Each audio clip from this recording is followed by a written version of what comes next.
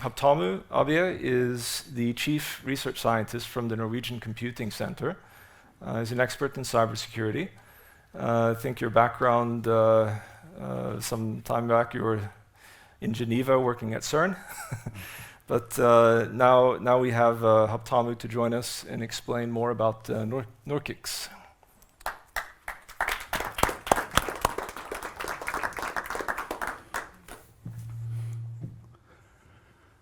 Thank you for an introduction and for a nice presentation.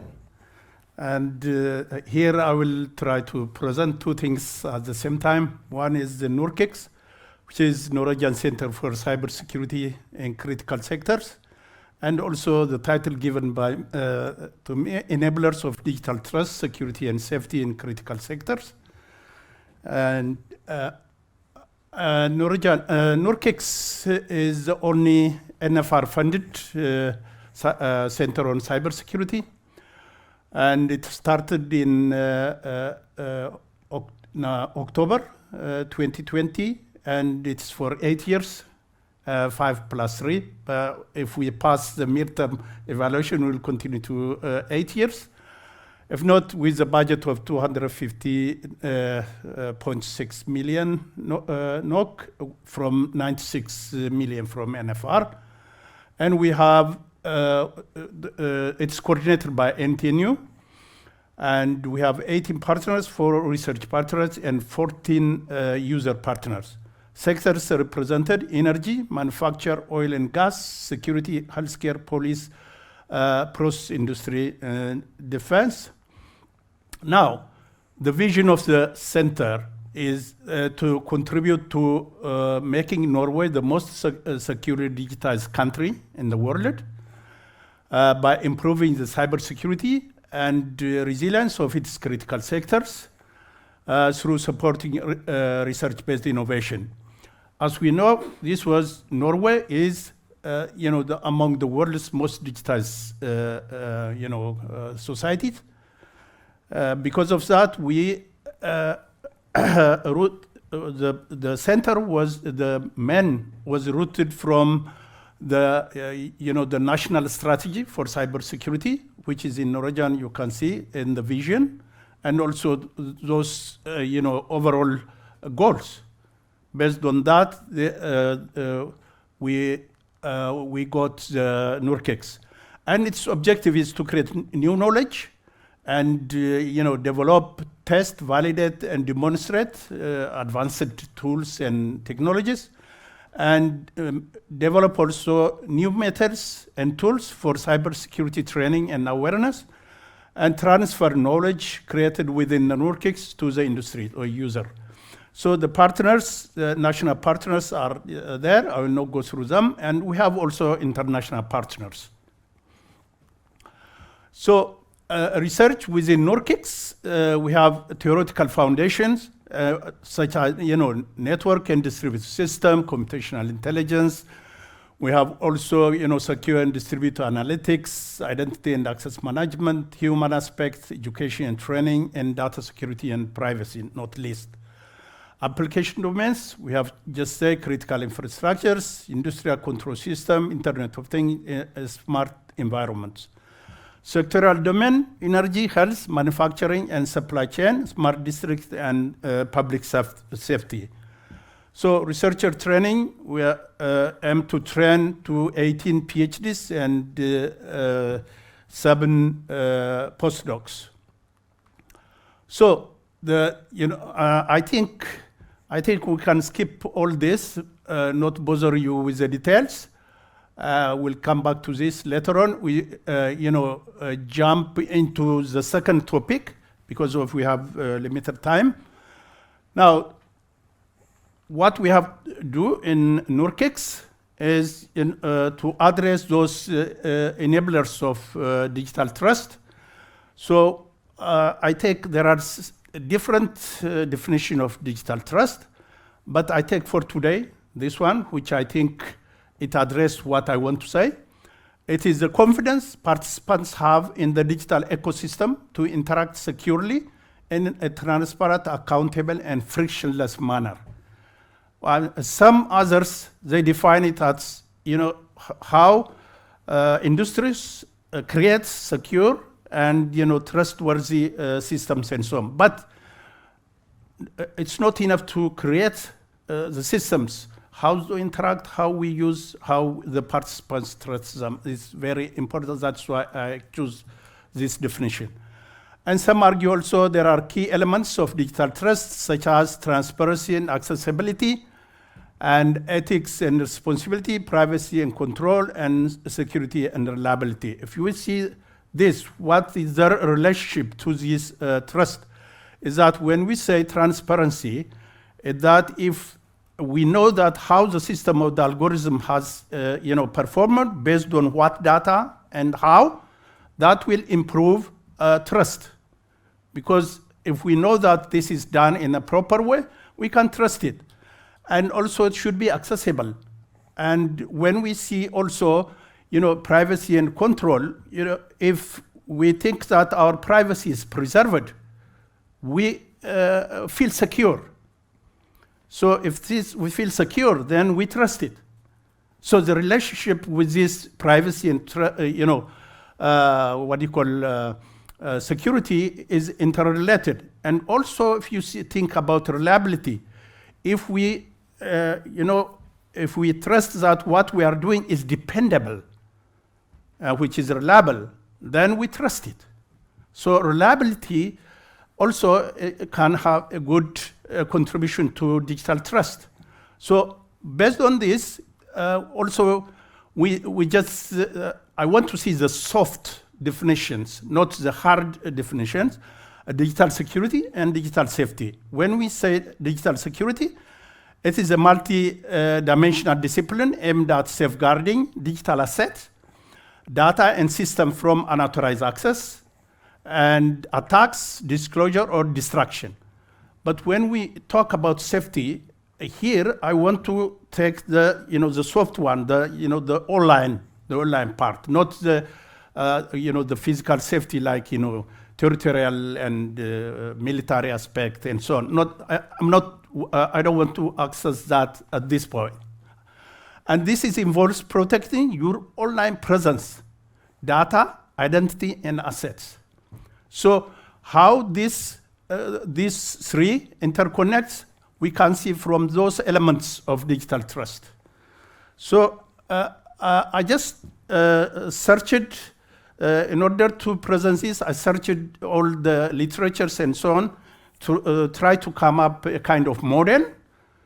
But I end up pumping up into a white paper which was prepared by the Singapore tech company with the heavyweight sponsors like Microsoft and all IBM and so on. So they have come up with three enablers, which is governance, people, and technology.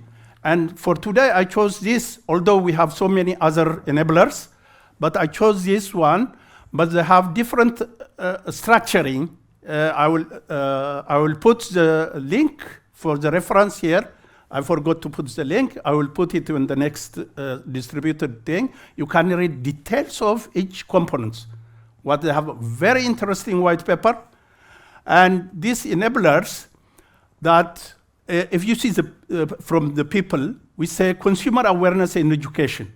We have what you call systems like raising awareness. We do a lot of this. Is that enough for that? Is awareness enough? No. From my perspective, awareness is the first entrance. We need the skill, the capability of the people to do as an enabler. Because people, as some argue that they are the weakest link, in my opinion, they are the strongest link. Because if we teach them with the capability, that they can be the strongest link. That's why this consumer awareness and education with capability is an enabler. And digital trust workforce to produce a workforce which will contribute to the digital trust. And there are advocacy institutions and so on. Yes? Well, not to interrupt you, just to follow up on this first point about awareness and education. Are there any initiatives in place, perhaps from NTNU, to get some of this information into schools, into teaching programs, to change the curriculum and study programs to have an increased aspect of focus on digital security, privacy, and health? These things we're working on at the local college, but we see this as an area we're not particularly strong on globally at the moment. Any initiatives from the center? Sure. There are there are initiatives on NTNU with several projects which they are doing. They are especially even in NORCIX, we are addressing the human aspect. We are addressing different challenges in NORCIX. One of them is the human aspect, which is non-technical, but the human, how to see the holistic view of the cybersecurity. Well, we deal only cybersecurity in NORCIX. So the education system is there, and also there are NFR funded projects which are dealing with this, education, research, and bringing together. So there is, and also digital trust related consultancy, which mentioned by Christian, and there are important in public, and also certification. Your trust certification is also the next step, how we can certify trust. So this is the people side, enabler, and the let's see about the governance. The governance, this is a kind of political view, but all these enablers, they have been, populated from an interview of several actors with the different, so they come up with this, like AI ethics frameworks, and also security and privacy by design, which we know, and data protection laws and the regulations. We know that the complexity of regulations, we have the problem to harmonize them. And if we harmonize these standards, there will be enablers. If we base with the standards, and also, cyber strategy. Any nation should have a cyber strategy, which addresses also laws and consider insurance of cyber insurance, for example, and also facilitating bodies and associations, mediation bodies, which, for example, Christian mentioned, a virtual mediation framework. Those can be turned into bodies, but they need to be trusted by, by any or certified by any certification companies before we put them into practice.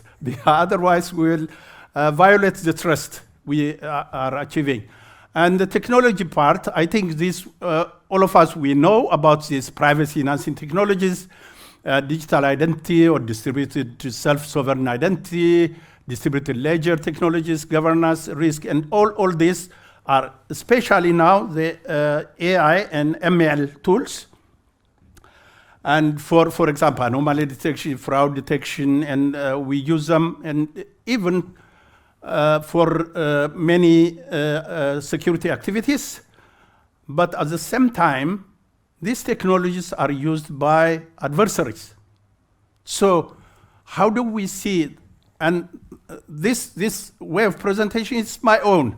They have presented it differently. You will see it, the different view of the world.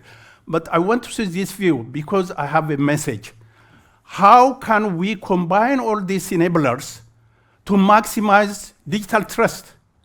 So if we connect them, but if we achieve it once, next time technology evolves and attackers will use the new technologies, they will attack. So what shall we do? What my wish is to make this ongoing. If we so ongoing, it will adapt, evolve, and tolerate. It will be resilient to all attacks, cyber attacks. This is my message on this digital trust. Okay, I don't know. Have few 2 slides more. Enablers of digital security. I don't think we have to go through them. There are, my take, the first one is risk management, because the risk management is the key for all what we do, and everything has to be based on risk management. I believe on that. And also I think that is a way to go. Because if you are doing risk-based, you can control your decision based on the amount of risk you want to take or the amount of risk you want to maximize. So I think that is a good control. But one of the newly enabler for this digital security is the cyber threat intelligence, really a good enabler. And also social innovations. This is a new call in Horizon Europe. There are several calls how to maximize social innovations as enablers for digital trust. So there are calls now upcoming.